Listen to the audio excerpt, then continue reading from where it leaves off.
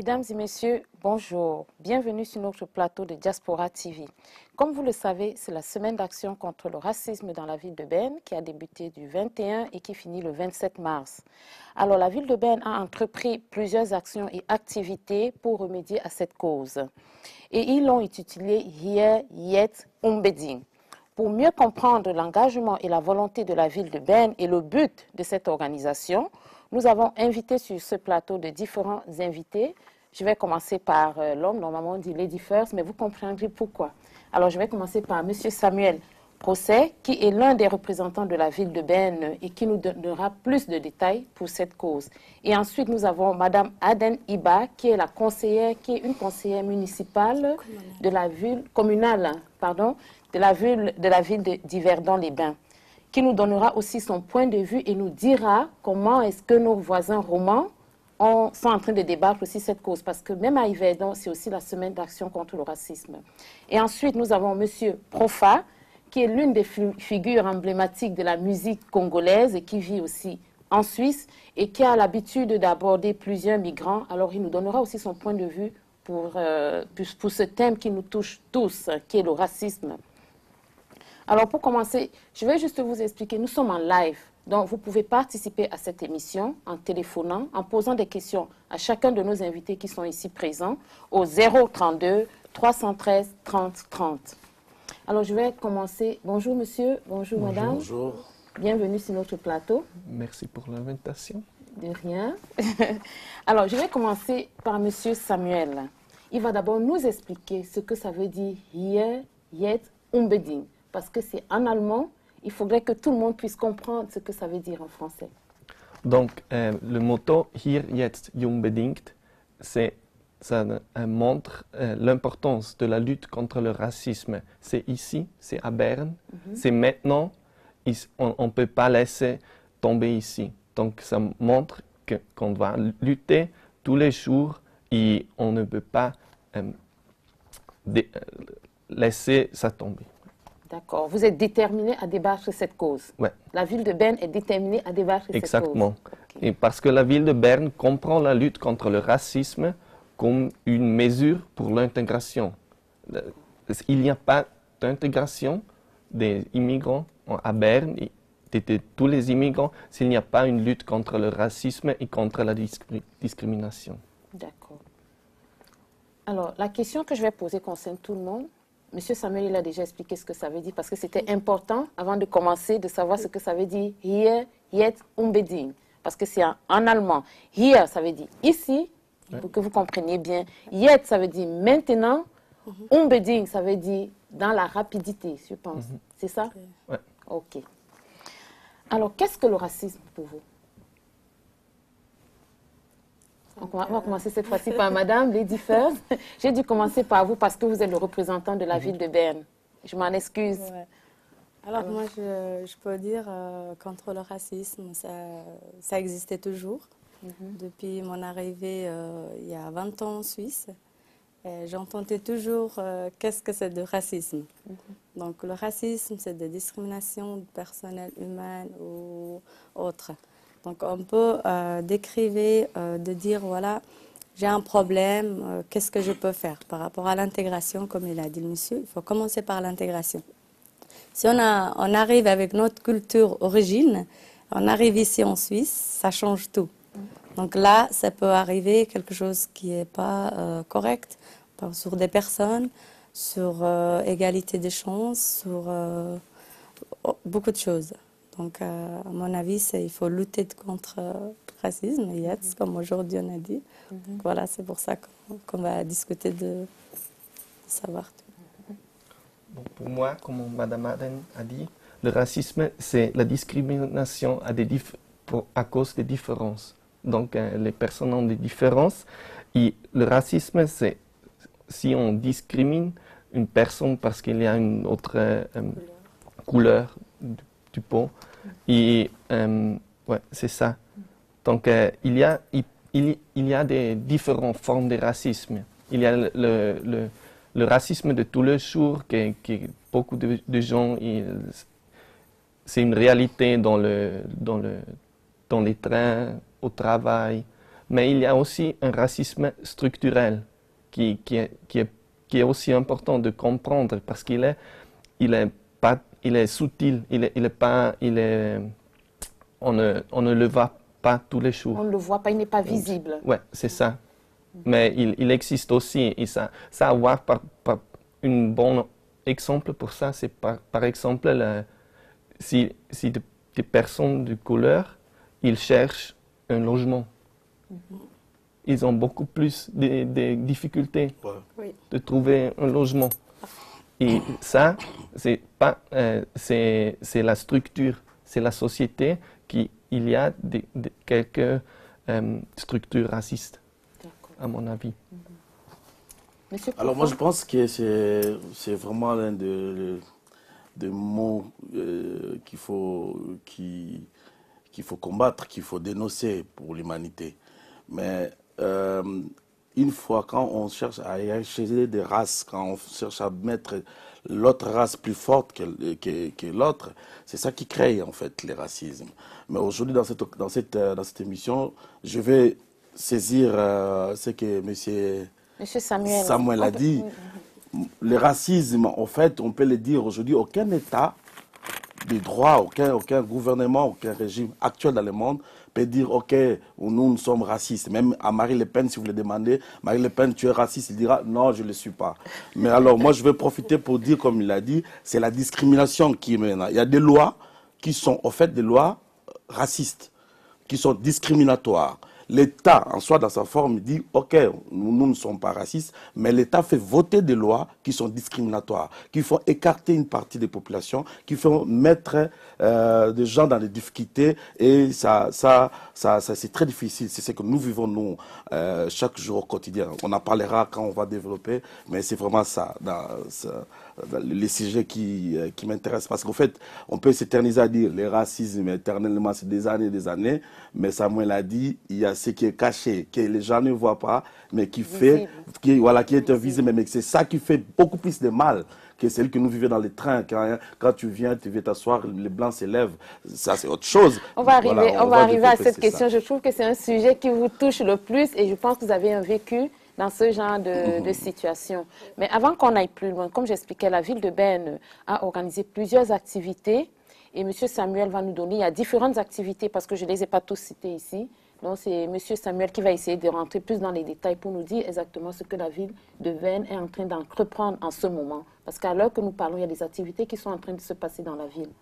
Alors, je vous laisse la parole. Exactement. Donc il y a, comme vous avez dit, la semaine de lutte contre le racisme a commencé le 21 de mars. Et c'est jusqu'à le 27. Et il y a beaucoup d'activités. Par exemple, vendredi, il y avait un workshop à l'université sur Critical Whiteness. Critical Whiteness, c'est-à-dire que ce n'est pas le racisme, ce n'est pas un problème des personnes de couleur ou des noirs. C'est aussi et plus fort un problème des personnes blanches. Parce que ces personnes, ils profitent des privilèges et de la discrimination. Donc, ce sont les personnes blanches qui doivent changer ça aussi et qui doivent lutter aussi. Et il y a des autres workshops. Par exemple, hier à soir, il y avait une Tupoka Ogete. C'est une activiste allemande qui est venue et qui a présenté son livre Exit Racism, Rassismus kritisch denken lernen. Et c'était très bien aussi parce qu'elle a montré comment ça fonctionne le racisme et pour toutes les personnes qui ne vivent pas cette réalité, c'est très facile de ne pas le voir. Pour cette personne, ça n'existe pas parce qu'ils ne vivent pas la réalité, le quotidien. Et c'était très intéressant aussi.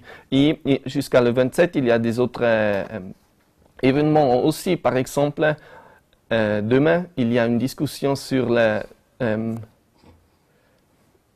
racisme de Rassismus Stammtisch à Prague à 7 heures. Il y a beaucoup de discussions, du workshop. Et l'idée, c'est d'interagir et de parler sur le racisme pour que les gens commencent à penser et à réfléchir. Ouais, c'est ça. D'accord. Alors, demain, c'est le 27. Hein. Non, je pense que mardi, c'est le 27. Alors, mardi, c'est le 27. Pour tous ceux qui passent dans la ville de Berne, et vous voyez ces flyers qui sont un peu partout dans la ville, donc c'est en allemand, mais vous pouvez y aller et puis vous informer. Il y a toujours quelqu'un qui parle français. Là-bas, la ville de Berne, elle est bilingue, la preuve. Hein. Il est suisse-allemand, mais il parle le français. Alors, vous avez la possibilité d'y aller, c'est jusqu'au 27 mardi, de participer à tous les workshops et les stands qu'ils ont émis un peu partout dans la ville de Berne pour donner votre point de vue et apprendre de certaines choses que vous ne savez pas. Alors, la prochaine question, vous pensez il est possible pour l'humanité de trouver une solution à ce fléau qui est le racisme? Moi, je pense que l'humanité a fait déjà un grand effort. Sinon, nous ne serions pas là en train de parler, de discuter sur ça. Il y a eu des personnalités comme de l'autre côté de toutes les races. Il y a eu Gandhi en Inde, il y a eu Martin Luther King, il y a eu beaucoup de personnalités qui ont écrit, qui se sont battues pour que les droits, pour que les choses changent.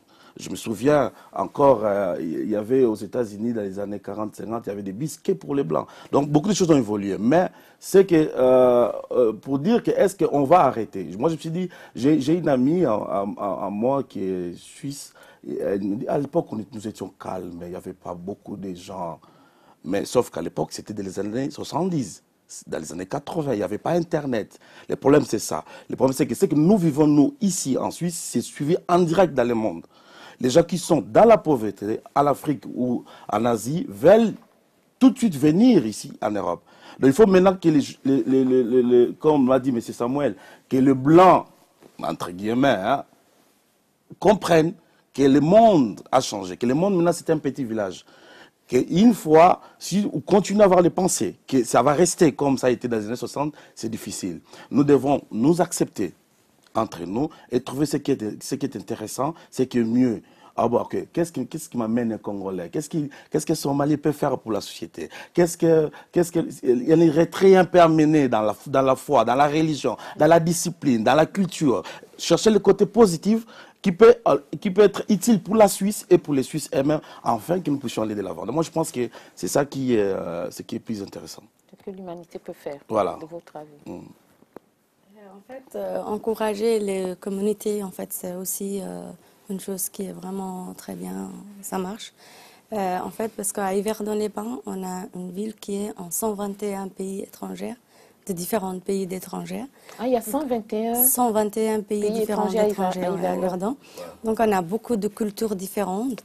Et on a fait une sorte de communauté ensemble qui s'appelle CCSI, pour le service de migration ensemble. On fait beaucoup de fêtes ensemble, on fait beaucoup de tables rondes par rapport à racisme ou femmes tichées ou mutilation génitale féminine ou mariage forcé, etc.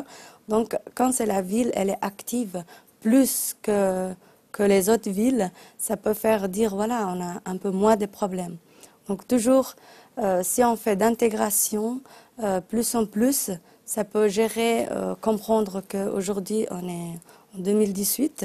C'est plus comme il a dit des années à l'époque, il n'y avait pas les médias, il n'y avait pas les internets, etc. Facebook surtout. Donc il y a beaucoup de racisme sur Facebook aussi. Il y a des groupes qui est tout le temps qui parlent, qui arrivent à parler au Facebook, mais pas en face. Ils ne disent pas grand-chose en face. Donc on a eu beaucoup de choses, beaucoup de cas. Par exemple, une fois, j'ai marché en route et puis quelqu'un qui m'a vu me dit « Ouais, vous êtes très belle, mais dommage, vous êtes africaine. » Puis j'ai rigolé, je dis « Écoute, peu importe, la peau est la même chose, donc blanc et noir. J'ai vu ma vie, je suis tranquille, je suis contente, donc ça ne vous change pas grand-chose. Si vous me dites ça, dites-le à la télé ou ailleurs, mais pas moi. » Puis il m'a regardé comme ça et puis il est parti. Donc ça dépend le caractère de personnel. Quand on a une personne réaction très dure, il parle autre chose. Il ne faut pas faire tout de suite de montrer des problèmes. Donc il faut montrer que ça existe, hein, des tables rondes pour venir. Excusez-moi, est-ce qu'il y a un flyer? Ça ne vous dérange pas? Vous venir pour une table ronde, de parler, discuter avec nous. Si vous avez un problème, il faut dire... Et puis donc, ça dépend du personnel. Donc moi, je fais toujours comme ça. Venez avec nous pour parler. Il y a des tables rondes. Face to face. Voilà. Moi, je sais une chose, quand j'étais arrivé en Suisse, à Fribourg, dès que je montais dans les bus, parce que j'avais encore la température de l'Afrique, je saluais tout le monde dans les bus. La température de Voilà, je l'Afrique. disais bonjour, bonjour. Il n'y a personne qui répondait. Ça étonnait les gens, qui saluent tout le monde comme ça. Après, je me suis dit, non, au fait, j'ai appris, moi, à m'intégrer, mais en gardant aussi la chaleur que j'apporte. Et je me suis créé des amis comme ça. Le fait que chaque fois je montais dans les bus, je saluais les conducteurs, je saluais tout le monde. Je me suis créé vite des amis à Fribourg. Les gens étaient gentils envers moi et les gens m'approchaient aussi facilement. Donc c'est très important aussi que nous pensons, c'est que nous, migrants, qu'est-ce que nous pouvons apporter à la société qui nous accepte. Parce que c'est une société qui nous découvre. Et que c'est normal que parfois qu'ils soient aussi prudentes. Mais c'est à nous de montrer aussi que nous sommes utiles et que nous pouvons mieux faire et que nous ne sommes pas ce que vous pensez, que tout ce que vous avez comme préjugés sur nous, nous ne sommes pas. Effectivement, on est des Noirs, on est de l'Afrique, on s'aime, c'est qu'on est comme ça, on est chaud, on parle, on sourit, on rit, on mange du pondou, du riz ou du quoi, mais quand même, on voudrait que vous nous acceptiez dans votre société. C'est très intéressant, je pense. Pour moi, trouver une solution pour le racisme, c'est comme un peu une utopie. Je pense que c'est très difficile d'arriver à un monde qu'il n'y a pas de racisme.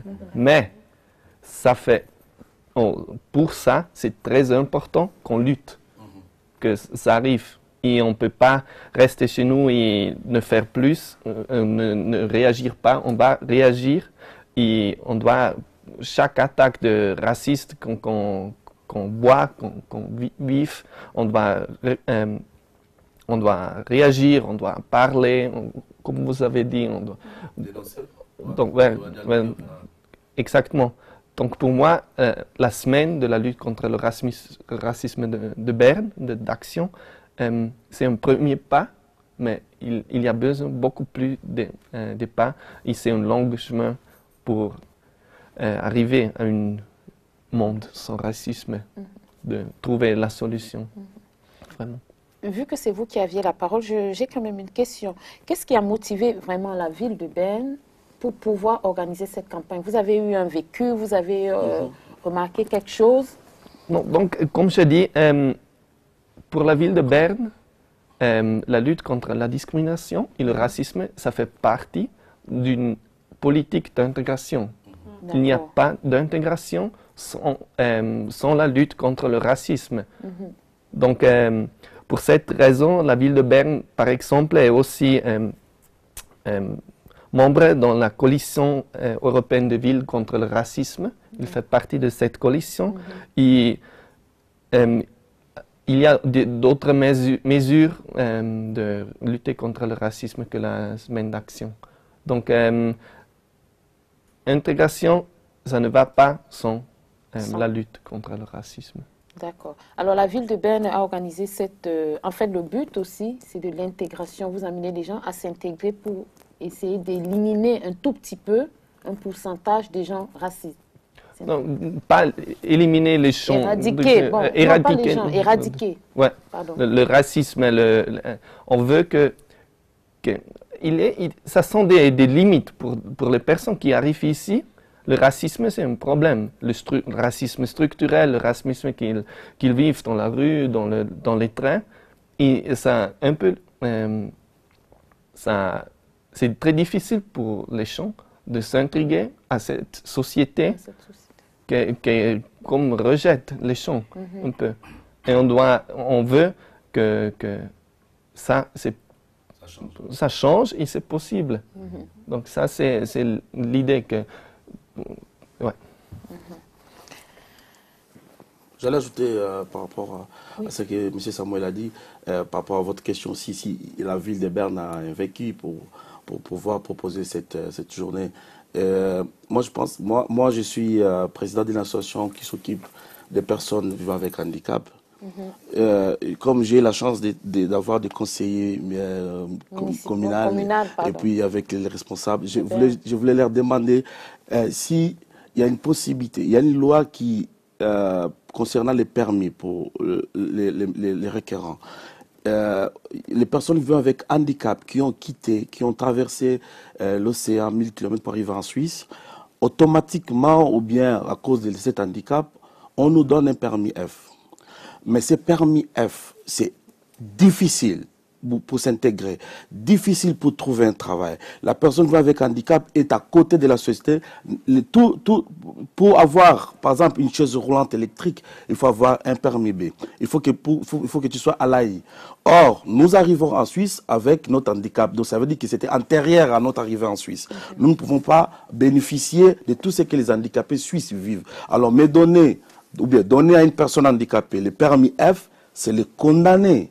Ça, c'est une décision discriminatoire parce que la personne ne peut pas travailler, la personne ne peut pas passer, aucun chef n'engage, ils sont là, n'engage les personnes handicapées. D'ailleurs, les valides qui ont le permis F n'ont pas le travail. Alors, à nous, les personnes, donc ça c'est très difficile. Moi, j'aurais bien voulu que cette loi puisse tenir compte de ça aussi. Moi, je suis une personne, je côtoie des gens qui vivent avec 10 francs par jour, qui sont sur une chaise roulante, mais qui n'ont personne pour assister. Pour l'assister, pour le nettoyage, pour tout ça, si tu n'es pas à l'AI, tu souffres terriblement. Je ne sais pas si ça existe à Berne, mais chez nous, à Fribourg, c'est l'ORES qui s'occupe des requérants. L'ORES ne vient pas nettoyer ta maison. Donc voilà, de toutes ces choses-là, c'est à cause de ces permis F, qui est un permis qui bloque. Et qui fait que dès que le chef te voit pour un stage ou pour trouver un travail, il ne peut pas, il n'arrive pas, il te renvoie là. Et là, il te dit, écoute, tu ne peux pas mériter avoir ça. Donc, tout ça, c'est difficile. Voilà une des choses que moi, j'aurais voulu vraiment que ça bouge. En fait, votre question, vous voulez savoir si la ville de Berne entreprend des règles ou bien des lois Est-ce que dans le Parlement, est-ce qu'il y a une discussion sur ça, sur le nombre de requérants vivant avec handicap? Est-ce que vous tenez à cette situation-là?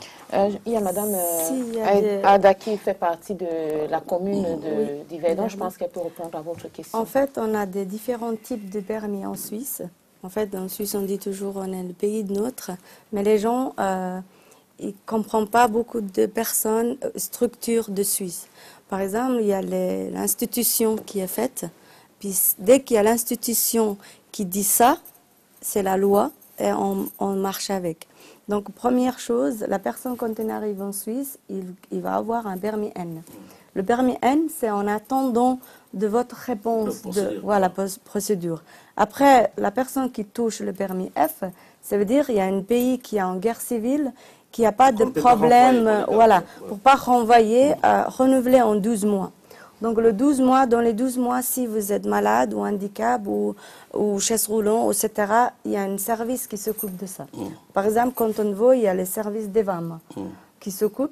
EVAM, elle est là pour les personnes de permis N et permis F. Donc la commune, ils ne peuvent pas intervenir, de dire, voilà, ces personnes, pourquoi vous n'avez pas donné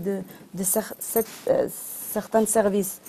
Donc c'est pour ça qu'il y a beaucoup de choses mélangées. Alors, dès que la personne permis F, après 5 ans à travailler, ils peuvent toucher un permis B travailler. Donc, il y a des personnes qui arrivent en Suisse automatiquement qui reçoivent un permis B réfugié et il y a personne qui reçoit un permis B famille. Par exemple, il vient avec la famille ou un mariage. Donc, il y a 3 types de permis B et un type de permis F. Donc, beaucoup de Somaliens ont eu un permis F quand ils sont arrivés en Suisse. Pourquoi? J'ai refait les recherches. Et moi-même, j'ai eu ce problème. J'ai commencé parmi N, F, B, jusqu'à la naturalisation. Donc, il y a plusieurs types différentes techniques. Si la personne était déjà quelqu'un qui a son pays étudiant ou qui a déjà fait, savent écrire et lire, ça, ils peuvent avancer le plus vite possible. Ce qui vient de nomade, qui n'a jamais eu une ville, arrive en Suisse, c'est très difficile. Il faut recommencer intégration, lire et écrire. Donc, dès qu'il y a un stylo écrire, il doit commencer par écrire. S'il dort, qu'il regarde l'autre, alors c'est son problème. Donc, il dort 2 ans, 3 ans, 4 ans, et après, il dit, voilà, c'est la faute de Berne. Parce que toujours, il y a des communications internes dans les communautés. On m'appelle en me disant, voilà Iba, j'ai un problème, j'ai pas reçu mon permis. J'ai un permis F depuis 7 ans, 6 ans. Donc première question, je demande qu'est-ce que vous avez fait comme intégration? Est-ce que vous avez fait un cours de français? Est-ce que vous avez commencé cours d'allemand, etc. Excusez-moi, est-ce que les règles sont les mêmes pour les personnes qui ont C'est un tout handicap? à niveau la même. Personnes qui ont un handicap ou bien qui n'est pas un handicap? C'est le même règlement, sauf que la personne handicap gère une société différente. Par exemple, il y a les OMS qui gèrent, il y a les infirmières, il y a des hôpitaux qui en gèrent, il y a un attendez, social privé. Sans toutefois vous couper la parole, j'aimerais préciser une chose. C'est que vous dites, moi je vis ça. Je parle des choses que je vis au quotidien. Cela voudrait dire que les entreprises, les gens, moi je appelle des personnes qui nous portent ces soutiens, c'est juste des choses pour le quotidien, mais pas pour te faciliter, toi, personne valide, invalide, handicapée, à trouver un travail ou bien à être utile dans la société. C'est ce que moi je dis, c'est ce que moi je demande. Alors, si je comprends bien, pour vous, votre cas, peut-être même après l'émission, vous pourriez voir madame qui pourra vous donner plus d'explications. Peut-être aussi une forme de racisme, parce que le racisme a plusieurs formes. Comme il a expliqué M. Samuel, la forme visible et la forme invisible. Je pense que l'idéal, si vous êtes dans ce cas, ou bien si vous avez puisque vous êtes président d'une association, si vous avez des militants qui sont dans le cas, peut-être c'est mieux de vous rapprocher plus de madame, et comme ça, elle pourra vous donner plus d'informations. C'est aussi le but. En fait, ça dépend le canton. En fait. Le canton, le problème, c'est qu'on ne peut pas fonctionner comme ça. Le canton de Vaud, on a les femmes qui s'occupent des personnes birmaniennes. Donc même, ils ont les studios, si la personne est seule, handicap, elle a un studio qui est adapté par rapport à la douche, etc. et tout. Donc il y a tout ce qu'il faut. Mais par rapport à Fribourg, moi je ne peux pas en parler. Parce que je connais pas toutes les cantonales. Chaque canton, c'est différent. C'est pour ça que moi j'allais demander dans un sens plus général, le fait que chacun dans les cantons où il se trouve pourrait apporter, penser. Parce que souvent, quand on discute, on oublie cette catégorie de personnes aussi qui subissent à la fois doublement la situation, tout en étant handicapés et migrants, et puis qui n'a pas un permis. C'est vraiment triplement la situation difficile. C'est pour ça que je lance un cri de guerre. Je dis, bon, un cri d'alarme pour dire, écoutez, si vous pourriez, à la prochaine, pensez, là où vous vous trouvez, à ces personnes-là, pour changer, pendant des votations, par exemple, dans des débats, pour dire, écoutez, est-ce qu'on ne peut pas revoir sur ça, c'est ça, en fait, que ces personnes-là, moi, je côtoie les Somaliens, j'ai un de mes vieux Somaliens qui est à Fribourg, qui est ici, chez Roland, qu'on aille souvent avec Madame Maltina, avec Madame Passas, aller regarder chez lui à la maison. Donc, on côtoie tous ces mondes-là. Si ça pourrait évoluer, ça sera une très bonne chose, ça sera vraiment ce qu'a dit Samuel, lutter contre ce racisme structurel qui fonctionne, qui fait des effets, mais que le grand monde laisse passer, suit toujours, parce qu'on m'a critiqué à cause des races, on m'a critiqué à cause de ça, mais le problème c'est ça aussi. C'est exactement ma prochaine question, l'une des questions que j'avais préparées. Alors je voulais demander, est-ce que vous pensez que la pauvreté, la religion, la différence de classe sociale, la différence de culture peut contribuer au racisme? Monsieur... Bon, pour moi, je pense que toutes ces catégories, ils sont liés. Donc, une société commune, on a des structures racistes. Donc, il y a des choses, des structures racistes, par exemple, dans le système scolaire. Ça comprend. Et ça commence avec le système scolaire. Et ça a à voir avec la formation, ça a à voir avec le marché du travail, ça a à voir avec le marché du logement. Il y a une discrimination dans toutes ces catégories de la société suisse. Donc, pour moi, c'est pas par hasard qu'il y a que beaucoup de gens ou des requérants en asile, ils ne trouvent pas un travail. Parce que ça n'a rien à voir s'ils sont capacités ou s'ils sont... Ouais, ça dépend. Ils peuvent travailler, mais la structure raciste du marché du travail le fait impossible pour ces gens de trouver un travail. Il y a des difficultés. Ouais. Ils ont beaucoup plus de difficultés que des autres personnes. Et vous pensez que c'est pourquoi ça? Bon, ça c'est une longue histoire. Ça, c'est notre société. On peut commencer avec l'esclavage, cette histoire. Et ça vient avec la colonisation. Je ne veux, bon, c'est très difficile pour moi de faire ça, c'est compter cette histoire en français, mais ça commence avec ça. Et ça sont des structures qui sont reproduites toujours, avec tous les jours, avec des petites actions, activités dans le quotidien. Et on lutte contre ça, mais comme c'est une chose qui est très grande, qui a grandi depuis 100 ans, ça va préciser, non, ça va utiliser beaucoup de temps. Ça va prendre du temps. Ça va prendre du temps. D'accord. Ouais. Et on peut dire aussi par rapport à la religion et différentes couleurs aussi.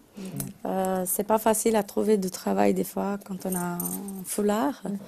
C'est pas à cause de physique, de personnel, mais il y a certaines personnes qui peuvent même pas voir quelqu'un voilé. Dans la rue, ou dans le travail, dans les secteurs hôpitaux, etc. Mais moi, j'ai jamais eu de problème avec mon foulard. Ça, je vais dire déjà la vérité. Mais en fait, quand on dit religion, arrivée en Suisse, mon arrivée, j'étais mineure non accompagnée. Et puis, première question qu'on m'a demandé l'interview, c'était quelle est votre religion? Et ça, je dis bah, je peux pas mentir, je suis musulmane, je suis voilée, voilà. Donc, c'était une chose qui me retient toujours. Pourquoi on me demandait, mon première arrivée, la religion. Mais quand j'ai appris le français plus tard, je dis, ouais, c'est par rapport à les statistiques, combien de musulmans vivent en Suisse. Peut-être c'est une statistique différente de savoir autre chose. Mais c'était pas par rapport à mon couleur pour me dire, ouais, vous êtes religion musulmane, mais après vous allez où? Donc, c'était pas ça que j'ai pensé. J'étais jeune, mais quand même, j'ai dit, que ça me fait comme un tic. Après 4-5 ans, j'ai compris que c'était pas la question comme ça. Et puis, si on dit le couleur, par exemple, il y a certaines personnes qui ne trouvent pas de travail. C'est peut-être forcément de racisme, c'est peut-être pas. Mais dans les secteurs différentes vendeuses, par exemple, ils veulent une fille qui est belle, qu'elle est ouverte, qu'elle n'a pas de voile, pour dire bienvenue, bonjour, souriante, etc. Mais pas une voilée que les gens ils se disent demi-tour par rapport à un visage de magasin. Donc c'est pas quelque chose qu'on peut juger de dire ouais c'est le racisme ou pas. Toujours il y a quelque chose mais c'est pas visible. D'accord. Oui, pour moi je crois que c'est comme l'a dit comme les deux autres invités ont insisté, surtout M. Samuel a dit, c'est une logique qui peut prendre du temps. C'est utopique de dire de trouver un monde sans ça. Et le déséquilibre est tellement que ça va rester. Mais qu'est-ce qu'on peut apporter chacun de nous dans cette lutte-là pour qu'il y ait un changement contre la pauvreté, afin qu'il n'y ait pas cette immigration. Si l'Afrique allait bien, je ne pense pas qu'il y aurait tout ça. Tout le monde, on va laisser notre beau climat. Il n'y aura pas eu beaucoup de gens qui vont venir à cause de ça.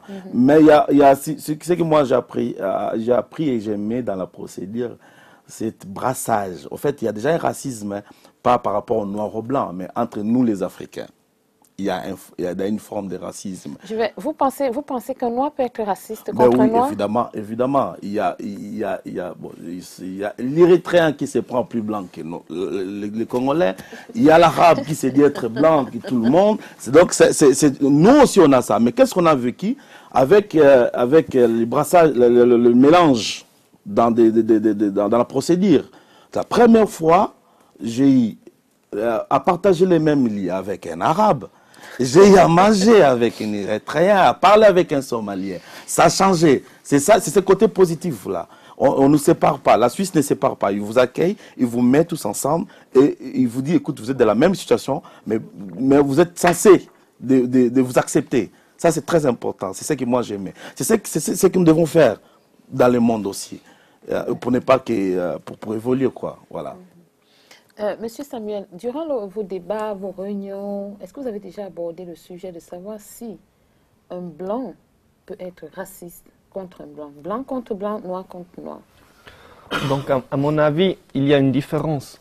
Et c'est une différence importante parce que un blanc peut discriminer un autre blanc pour être handicapé pour des autres raisons. Mais le blanc discriminé, il n'y a pas un système qui le discrimine pour être blanc. Donc s'il va à la ville ou s'il veut trouver un logement pour être blanc, il n'est pas discriminé dans cette situation. Donc je dirais qu'il y a de discrimination, mais il n'y a pas le racisme entre blancs. C'est la différence que je trouve. Il faut faire cette différence-là, c'est très très important. Pour moi, ça c'est un peu la différence. Donc, surtout, il y a la discrimination. Mais pas de racisme. Mais pas le racisme, parce que le racisme, c'est pour moi quelque chose qui est grandi. Voilà. Et ça c'est du l'esclavage, colonialisme. Colonisation, ouais. C'est ça. Alors, il n'y a pas de racisme entre blanc et blanc. Il y a plutôt une discrimination. Maintenant, entre noir et noir, il y a le racisme. Oui. C'est important. Ça, c'est vraiment, comme il a dit, Eritrea qui pense les Congolais en différent. Les noirs, c'est bizarre. Le pire, j'étais invitée en Finlande par rapport à de dire la paix. C'était une réunion pour faire la paix, tous les Somaliens. C'était pas que une groupe, etc. Donc j'ai invité, puis on avait discuté. Du coup, j'ai remarqué que je ne savais pas quelque chose qui existait chez nous, de racisme, mais profond. Je dis, qu'est-ce qui se passe? Donc on a parlé, il y avait quelqu'un qui a parlé de... Il y a une ethnie qu'on ne peut pas se marier avec l'autre famille. Donc j'ai dit, qu'est-ce qu'ils ont fait? Parce qu'ils ont mangé de viande qui n'était pas halal, etc. C'était il y a longtemps, 100 ans en arrière. Et cette famille-là, j'ai fait les recherches et tout, il y en a en Suisse. Mais quand j'ai recherché, j'ai trouvé que personne ne va se marier avec eux. Ils sont tout seuls, ils vivent ensemble. Entre eux, ils se marient, mais pas les autres Somaliens. Donc c'est à cause de ça qu'on a dit le 28 juin 2018, à partir de là, on fait une journée de la paix pour les Somaliens. Pour pas de discriminer l'un à l'autre. Pour pas avoir de racisme. Pour être ensemble et tout. Donc ça m'a fait choquer, je ne savais pas. En Suisse, il y a beaucoup. Et puis, pour eux, c'est normal.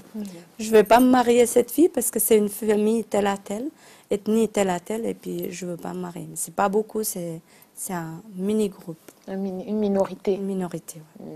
Et vous dites que ça existe le racisme entre noirs et noirs. Vous avez raconté... Mais évidemment, ça c'est... Même du même pays, non, pas du même pays. Pas du même pays. Le même pays, comme l'a dit M. Samuel, c'est la discrimination entre Congolais parce que celui-là n'a pas un certain niveau, parce que celui-là est handicapé. Mais entre Africains, il y a un racisme. C'est bizarre. Moi quand j'étais en Afrique, je pensais qu'on était unis. On avait la peau, au moins la peau nous unissait. Voilà. Alors, mais quand je suis arrivé, c'est là que j'ai compris qu'on avait un écart terrible et que c'était les Blancs qu'on traitait de racistes qui nous disaient que vous devez rester ensemble. Vous êtes Africains. Moi, je dis non, lui, il est Somalien, avec sa culture, avec sa façon de préparer, j'aime pas. L'Érythréen dit non, chez nous, on ne touche pas. Les Noirs, chez nous, c'est ça. Oui, ils appellent les Noirs. Moi, je dis, mais tu es noir, Érythréen, tu rêves ou bien? Tu es noir, regarde les Blancs, c'est lui, pas toi. Alors, c'est des choses qu'on a vécues. Et l'arabe, c'est le cousin germain des Blancs. Lui, c'est les Blancs. Le cousin voilà, il se prend pour un Blanc. Il oublie, il demande si les Maghreb, ça se trouve en Afrique. Mais les Maghreb, c'est en Afrique.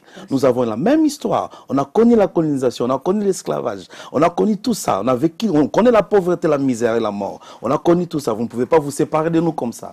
Donc, ça, c'est très important que, comme l'a dit madame, qu'on puisse se retrouver entre d'abord nous, Africains, parce qu'on ne peut pas aller combattre quelque chose sans connaître la chose en soi. Donc on doit entre nous discuter pour dire, écoutez, on doit arrêter, on doit rester ensemble, enfin, pour faire évoluer, pour donner à l'envie à l'autre de s'approcher de nous et puis changer des lois afin que la paix puisse régner un jour, espérons, mais que les gens vivent mieux quand même, voilà. Et c'est comme ça que dans les années, comme j'avais dit, sur 40, 50, 60, ça a évolué. Les gens se sont sacrifiés pour qu'enfin un jour qu'on puisse être assis ensemble. Comme eux, ça. ils ont organisé le 28 juin la journée de la paix. La journée de paix s'appelle AFIS, C-A-F-I-S. Pour les écrire. Allô? Allô? Oui, allô, bonjour.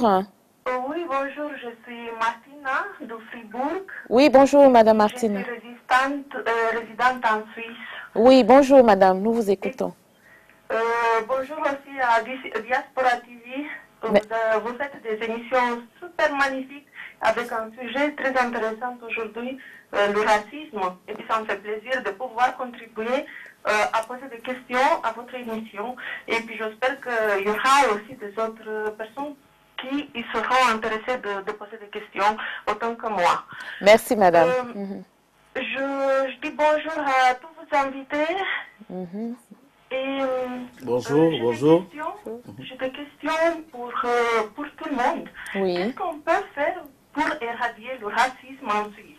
Chacun d'entre nous, on vit ça tous les jours, que ce soit dans une forme ou un autre. D'accord. Monsieur Samuel, qu'est-ce qu'il dit? Merci, Madame Martina. Merci de nous avoir appelés. Et puis, nos invités vont essayer de répondre à votre question. Félicitations à vos invités, car ils ont bien parlé, spécialement M. Profa. J'adore beaucoup comment est-ce qu'il a parlé. Merci beaucoup, Madame. Merci, Madame. Merci, Madame Martina. Au revoir, bonne journée. Merci. Merci, au revoir, bonne journée. Alors, c'est les mêmes questions qui reviennent. Vous avez entendu la question de Madame? Oui, mais je pense ville de Berne a plus de réponses. La question concerne en fait tout le monde. Comment faire pour éradiquer? Je pense que ça concerne tout le monde. Premièrement, à mon avis, il faut faire plus de tables rondes, plus de discussions, plus d'intégration.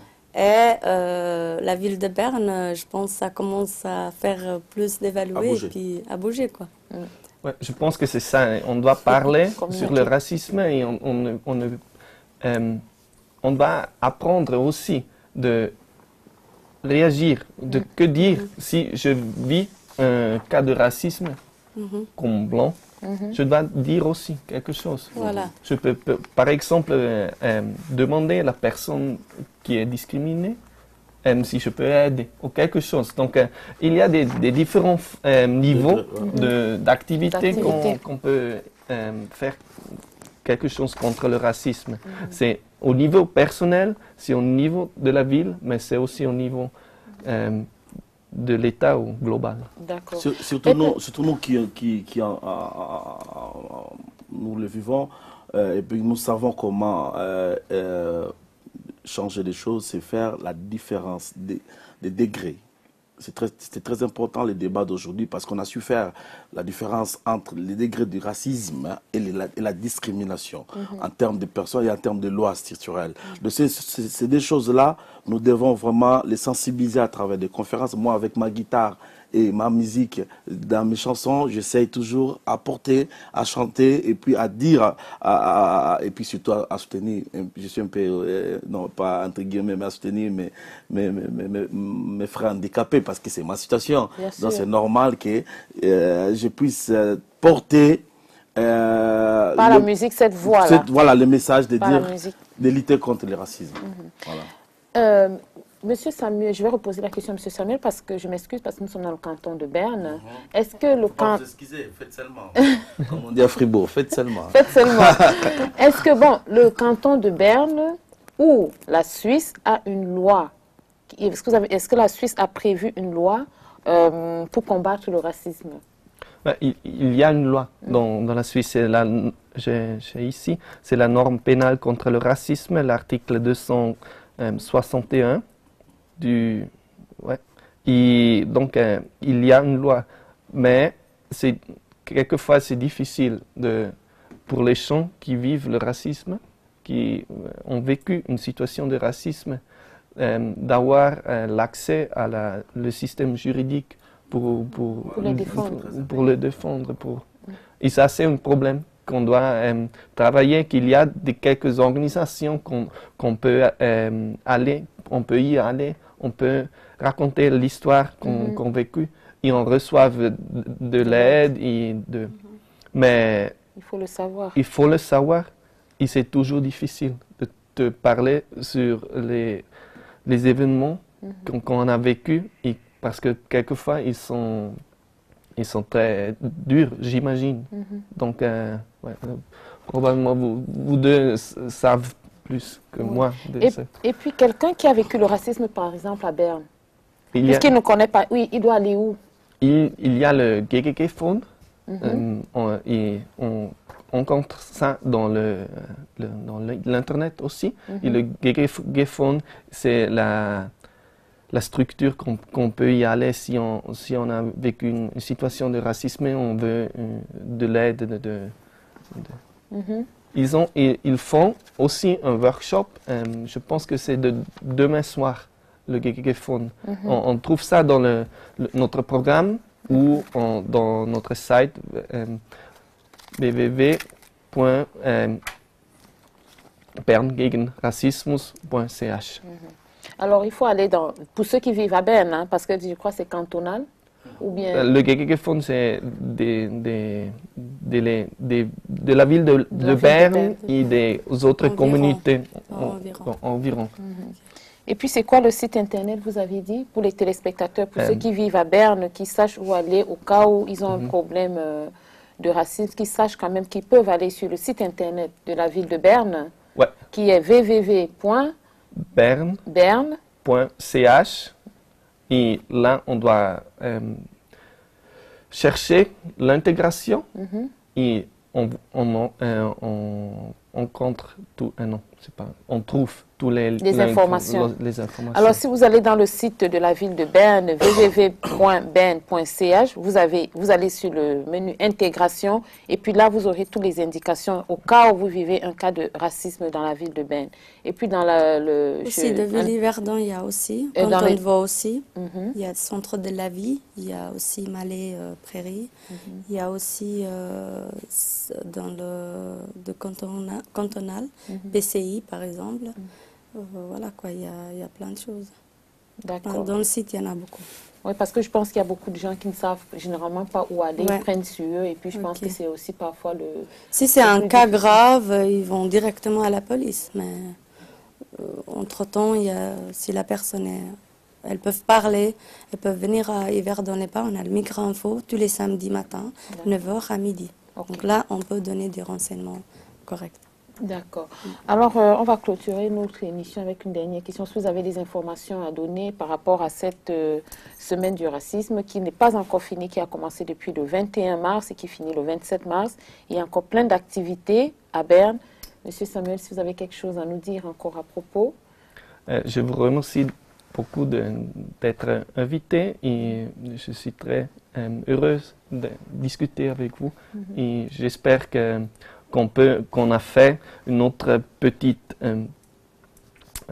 pas dans le long chemin qu'on a devant dans la lutte contre le racisme.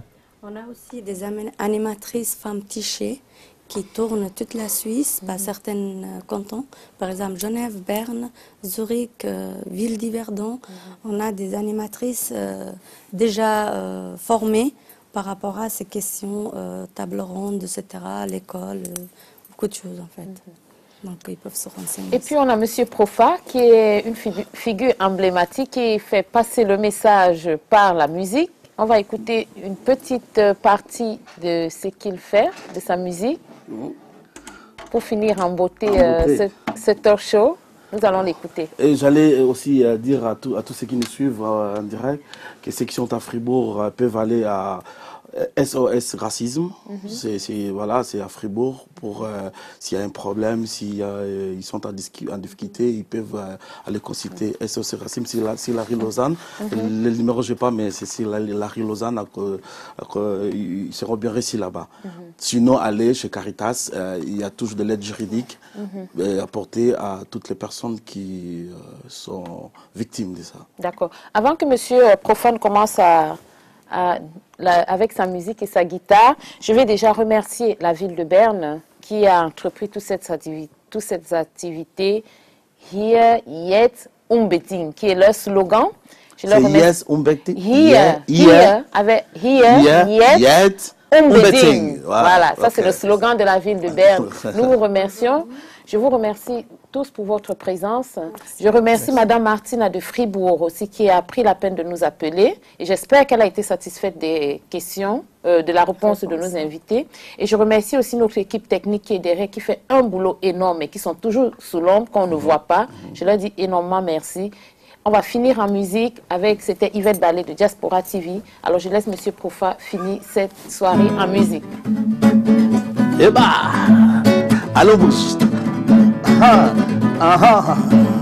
Allez, sakate, kangabango, evi kanga, sakate, zingabango. Quand l'amour t'appelle, il faut aller, c'est vrai. Quand ton cœur fait boum boum, laisse-les exploser. On va s'aimer, on va danser.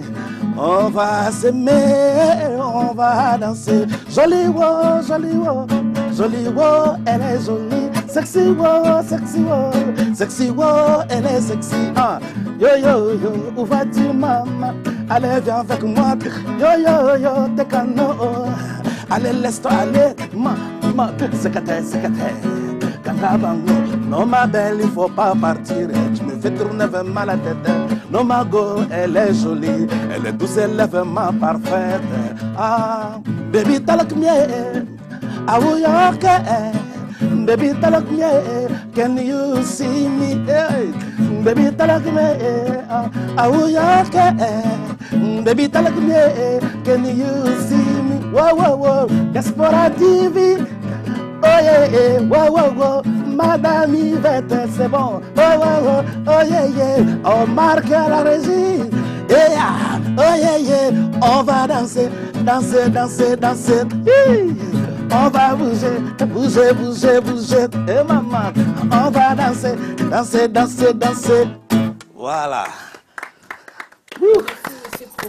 C'est moi qui vous remercie. Alors, si quelqu'un aimerait écouter votre musique, qu'est-ce qu'il doit faire? Vous avez des informations, vous avez un site internet. Puisque vous êtes aussi président d'une association, peut-être vous avez un message à passer. Je voudrais lancer un message aussi en profitant de la Diaspora TV pour dire que je suis en train de faire des récoltes de chaises roulantes. En fait, pas électriques, mais mécaniques pour envoyer en Afrique pour les handicapés. C'est vraiment très important. Des chaises roulantes, des cannes, des béquilles. Donc, s'il y a des gens qui en ont à la maison qui n'utilisent plus, peuvent contacter Diaspora TV ou bien me contacter moi, Profa Mayankamba. Il y a mon numéro, c'est 077 50 60 794 pour que nous puissions venir récupérer cette chaise et ça pourrait servir quelqu'un en Afrique. Donc voilà. Et puis, moi, je suis en train de réaliser un album qui va sortir bientôt.